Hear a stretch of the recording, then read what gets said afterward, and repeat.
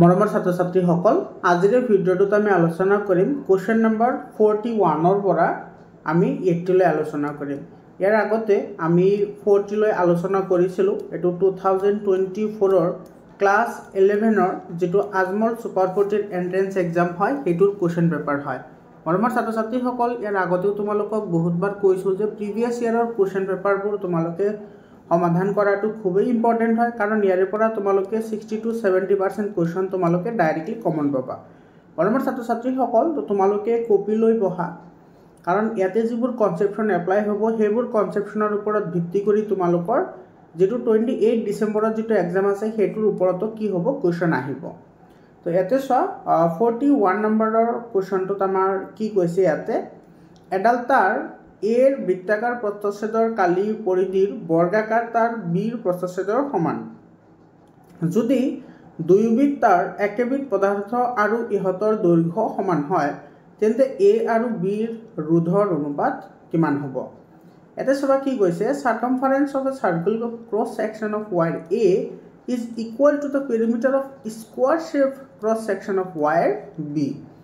এতে তুমি ভালদৰে লক্ষ্য কৰা ইয়াতে আমাৰ ওয়্যাৰ দিয়া আছে কেইটা দুটা ওয়্যাৰ দিয়া আছে, দুটা তাৰ আমাৰ দিয়া আছে, এটা তাৰ হৈছে এ আনটো তাৰ হৈছে বি। এটো তোমালোকে মনত ৰাখা, ঠিক আছে। তাৰ পিছত কৈছে so if the material and the length of both wire are same, যদি তোমাৰ দুইটাৰ গঠন হোৱা পদাৰ্থ আৰু যদি দৈৰ্ঘ্য সমান হয় তেতিয়া হলে ৰেজিস্ট্যান্সৰ অনুপাত কিমান হ'ব। এতে লক্ষ্য কৰা যেটো এ তাৰ আছে হেতু হৈছে সাৰ্কুলাৰ আৰু তোমাৰ যেটো বি তাৰ আছে হেতু হৈছে তোমাৰ স্কয়াৰ শেপৰ, আৰু দুইটাৰ পেৰিমিটাৰ সেম বুলি কৈছে, দুইটাৰ পেৰিমিটাৰ কি বুলি কৈছে সেম বুলি কৈছে। গতিকে যদি আমি ইয়াতে যদি আমি সার্কুলারটো চাও তো সার্কুলার তোমাৰ পেৰিমিটাৰ কি হয় 2πr হয়, তোমালোকে লিখি ৰাখিবা এইখিনি, ঠিক আছে। আৰু স্কয়াৰৰ পেৰিমিটাৰ তোমাৰ কি হয় 4 * l হয়। এইখিনি তো বুজি পালা। আৰু দুটা ইকুৱেল বুলি কৈছে সেইকাৰণে আমি ইকুৱেল বুলি ধৰি ললো। এতিয়া তোমাৰ ইয়াৰ পৰা l টো ক্যালকুলেট কৰা। গতিকে l = কি হ'ব ইয়াৰ পৰা 2πr/4, দ্যাট মিন্স এটো 4 ইফালে হলে তো ডিভাইড হৈ যাব না। গতিকে এটোৰে তো তুমি ক্যান্সেল কৰিলে দুইবাৰ যাব, অৰ্থাৎ এটো হ'ব তোমাৰ πr/2। এটা l ৰ যেটো ভ্যালু পাইছো হেতু কিমান পালো πr/2 পালো। লেংথ দুইটাৰে লেংথ আমি কি পালো এটো πr/2 পালো। এতিয়া যদি আমি ক্রস সেকশন যদি উলাও অর্থাৎ আমার ক্রস সেকশনৰ যেটো এরিয়া হ'ব এটো সবা তার এর কারণে কি হ'ব এটো সবা ক্রস সেকশন অফ এ, ঠিক আছে। তো যেটো এ তার আছে হেতু তোমার কি আছে ফর্মুলা তো πr², এটা তো সিধা বরাবর আহি যাব। কিন্তু তোমার cross section area of wire B, B two তোমার কি হয় স্কয়ার হে হয়, বি টু তোমার কি হয় স্কয়ার আছে না, তো স্কয়াৰৰ তোমাৰ এৰিয়া কি হয় l²। গতিকে ইয়াতে চোৱা l মানে দৈৰ্ঘ্য আমাৰ দিয়া আছে, এটো কি হ'ব এটো হ'ব πr/2 হোল স্কয়ার। তাৰ মানে এটো আমি পাম কিমান π² * r² ডিভাইডেড বাই 4। বুজি পালানে। এতিয়া চোৱা আমাৰ এই দুটাৰ ৰেশিও লাগে, এৰিয়াৰ ৰেশিও লাগে, ৰেজিস্ট্যান্সৰ আমাৰ কি লাগে ৰেশিও লাগে। এতিয়া আমি জানো ৰেজিস্ট্যান্স এটো চোৱা ৰেজিস্ট্যান্স r = কি হয় ρ * l/a, এটো ফৰ্মুলা তোমালোকে জানা। তো দুইটাৰ ক্ষেত্ৰত এটো আমি RA আৰু RB ৰ কাৰণে এটো হ'ব ρ * l/a কি হ'ব a হ'ব। এতিয়া তুমি ভ্যালু ইয়াতে বহাই দিয়া आंसर আহি যাব r এটো ρ * l, l মানে দৈৰ্ঘ্য, দৈৰ্ঘ্য তো দুইটাৰ তোমাৰ কি আছে সেম আছে হয় নাই। তো এটো l আৰু এৰিয়া চোৱা যেটো a তাৰ আছে হেতুৰ এৰিয়া তোমাৰ কিমান πr², এটো বহাই দিয়া πr² ডিভাইডেড বাই এটো কি হ'ব ρ * l/, এতে চোৱা এটোৰ এৰিয়া কিমান আছে π² r² ডিভাইডেড বাই কি আছে 4 আছে। এতিয়া তুমি ভালদৰে যদি লক্ষ্য কৰা তেতিয়া হলে ইয়াতে কি হ'ব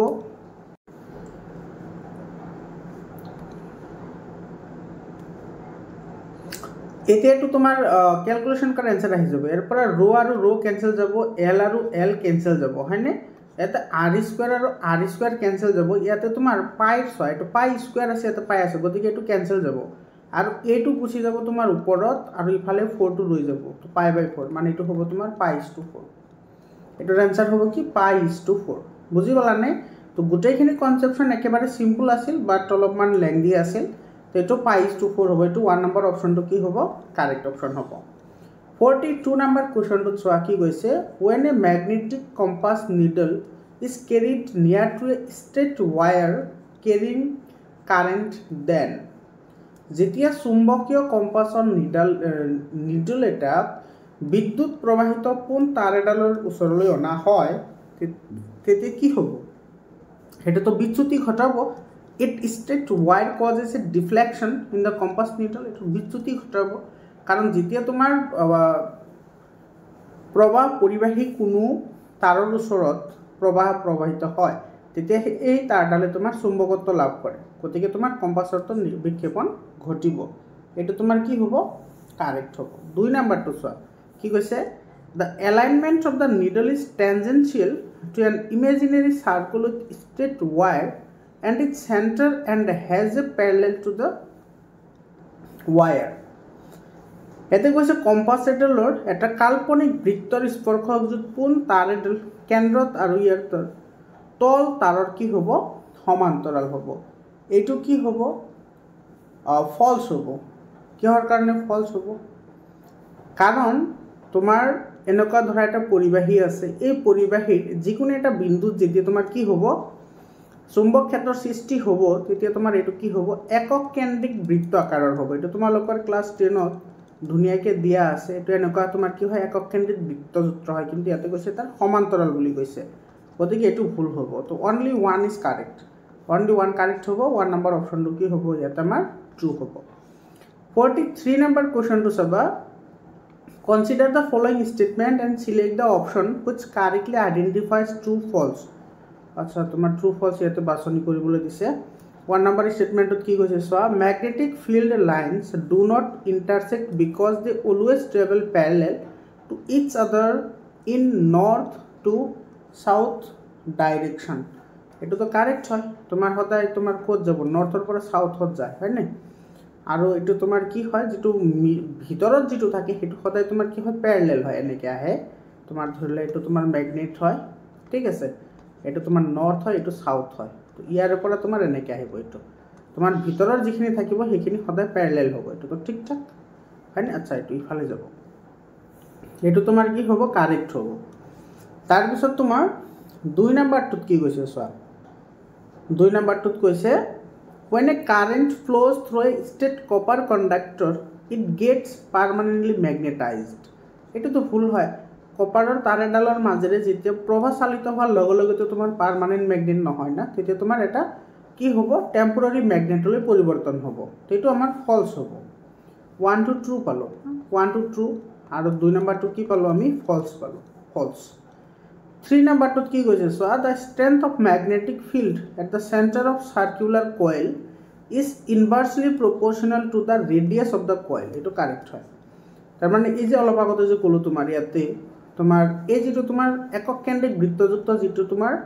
চুম্বক ক্ষেত্ৰৰ সৃষ্টি হ'ব এটো তোমাৰ এই যেবোৰ বৃত্ত গঠন হয় হে বৃত্তৰ যেটো ব্যাসাৰ্ধ থাকে হে ব্যাসাৰ্ধৰ তোমাৰ প্ৰপোৰ্শনাল হয় ইনভাৰ্সলি প্ৰপোৰ্শনাল হয় কেনেকে যদি ব্যাসাৰ্ধ যদি বাঢ়ে মানে দূৰত্ব বাঢ়িব দূৰত্ব বাঢ়াৰ লগে লগে ম্যাগনেটিক ফিল্ড ইয়াতে তোমাৰ কি হ'ব কম হৈ যাব বুজি পাইছানে গতিকে এটো তোমাৰ কি হ'ব কাৰেক্ট হ'ব তো ইয়াতে তোমাৰ যেটো 1 নম্বৰটো তোমাৰ কি হ'ব 1 নম্বৰ 43 1 নম্বৰটো ট্ৰু 1 নম্বৰটো ট্ৰু কথা আছে এটো 1 নম্বৰটো ট্ৰু 2 নম্বৰটো ফলছ ইয়াতে আছে আৰু 3 নম্বৰটো ট্ৰু এটো 2 নম্বৰ অপশনটো কাৰেক্ট হ'ব এটো ট্ৰু ফলছ ট্ৰু 2 নম্বৰ অপশনটো কি হ'ব কাৰেক্ট অপশন হ'ব 44 নম্বৰ কোৱেশ্চনটো চোৱা এটো স্টেটমেন্ট বেসড আমাৰ কোৱেশ্চন হয় স্টেটমেন্ট বেসড কোৱেশ্চনত কি কৈছে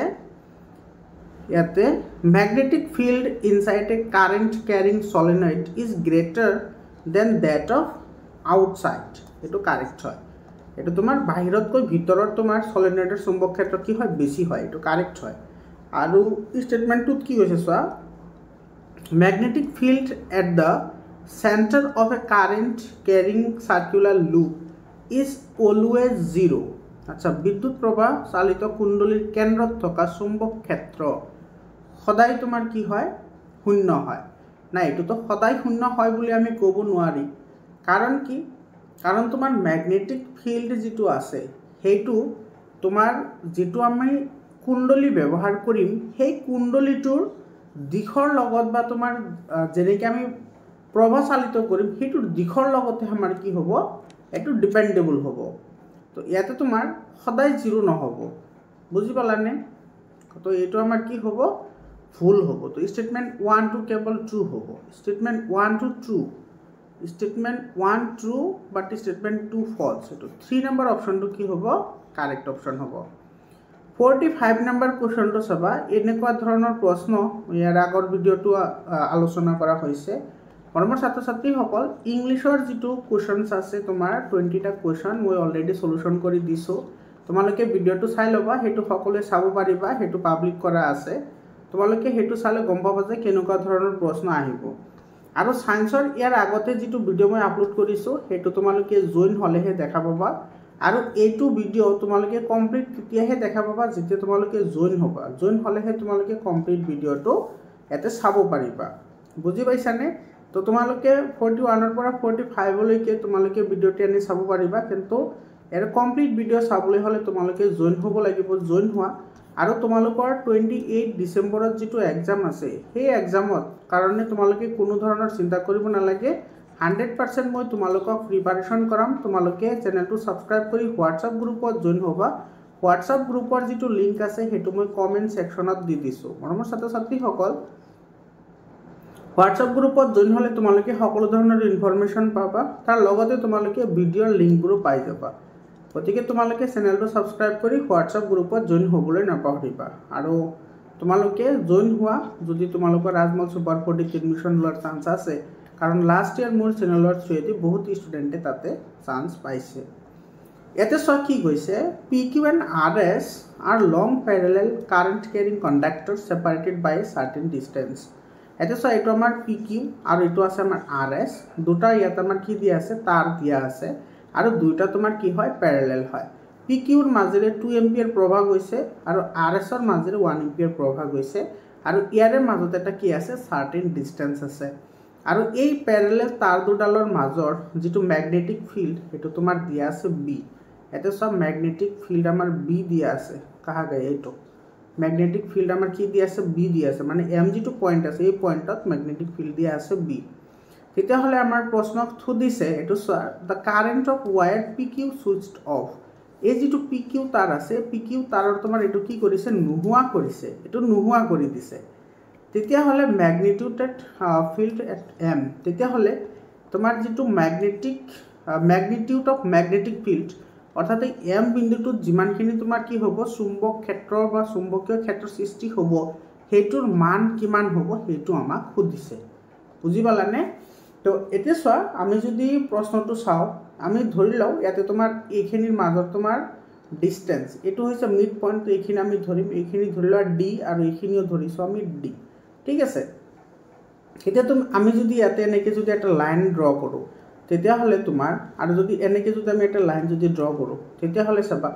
এটো আমাৰ এইখিনি এংগল তোমাৰ কিমান হৈ আছে এইখিনি এংগল 90 ডিগ্ৰী হৈ আছে কাৰণ পাৰপেন্ডিকুলাৰ ড্ৰ কৰিছো এইখিনি কিমান ডিগ্ৰী হ'ব 90 ডিগ্ৰী এইখিনিও 90 ডিগ্ৰী হ'ব এইখিনিও তোমাৰ কি হ'ব 90 ডিগ্ৰী হ'ব এতিয়া চাবা আমাৰ এই 90 ডিগ্ৰীৰ দৰকাৰ নহব বাৰু ইয়াতে পৰা তুমি এই R পয়েন্টৰ পৰা আৰু ইফালে তুমি S পয়েন্টৰ পৰা এনেকে দুটা লাইন ড্ৰ কৰা ইফালে তুমি লাইন ড্ৰ কৰা এনেকে লাইন ড্ৰ কৰা তেতিয়া হলে চাবা এইখিনি তোমাৰ এই ইয়াতে এটা লাইন ড্ৰ কৰা তেতিয়া হলে এই এংগলটো তোমাৰ কিমান ডিগ্ৰী হ'ব এই যেটো এংগল হ'ব সেই এংগলটো তোমাৰ কিমান ডিগ্ৰী হ'ব 45 ডিগ্ৰী হ'ব কাৰণ এটো 90 ডিগ্ৰী হ'ব লাগিব নে এটো হ'ব 45 ডিগ্ৰী এইখিনিও হ'ব তোমাৰ কিমান 45 ডিগ্ৰী আৰু তোমাৰ আচ্ছা এইখিনি কি কৰলো এটো 45 ডিগ্ৰী আৰু এইখিনি হ'ব তোমাৰ কিমান 45 ডিগ্ৰী আৰু তোমাৰ এই ম্যাগনেটিক ফিল্ড যেটো আছে সেই ম্যাগনেটিক ফিল্ডৰ যেটো ফৰ্মুলা আছে হেতু তোমালোকে জানাই ম্যাগনেটিক ফিল্ডৰ ফৰ্মুলা হৈছে তোমাৰ μ0/4 পাই এটো I/r আর মানে ডিসটেন্স হয় এটো কার কিমান ডিসটেন্স আছে হেতু এটা তোমাৰ এই ফৰ্মুলা তুমি ইয়াতে এপ্লাই কৰিব পাৰা এপ্লাই কৰিলে ডাইৰেক্টলি आंसर আহিব নাইবা তুমি ইয়াতে ডাইৰেক্টলি তুমি এনেকৈ आंसर কৰিব পাৰা যেটো আমাৰ হু হাতৰ বুঢ়া আঙুলিৰ যেটো নীতি আছে হেতু তুমি এপ্লাই কৰিব পাৰা ঠিক আছে তো হু হাতৰ যদি আমি বুঢ়া আঙুলিৰ নীতি যদি আমি ইয়াতে এপ্লাই কৰো এতে লক্ষ্য কৰিবা এতে মাৰ এই তাৰটো তো আমাৰ ইয়াতে নাই এই তাৰটো নাই কাৰণ এটো আমাৰ সুইচ অফ কৰি দিয়া হৈছে